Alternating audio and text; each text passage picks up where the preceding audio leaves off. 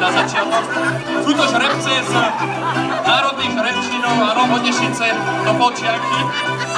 Ale teda však vidíte sami, že každý je teda nejak ináč orientovaný.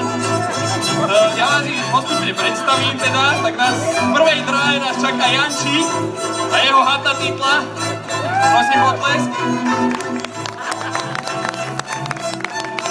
V druhej dráhe, áno, vidíme Andreja, teplý blesk. Áno, na orientácii v našom súbore nezáleží vôbec, môžete vidieť. Tento koník, chudák, závod, my sme ho zachránili už pred porážkou, on už bol taký, akože na salámy vyšiel, ale koleno, horno, všetko ho bolí, takže Lukáš Závodský. V štvrtej dráhe Samo a jeho ruský Ivan Hrozný, zvaný Hrozný. Áno, áno. V piatej dráhe je bezbariérový súbor, úplne ako môžete vidieť, takže Milan a jeho bezbariérový koník, zvaný Bariéra. V šiestej dráhe šampión minulých pretekov Maťo a jeho jednorožec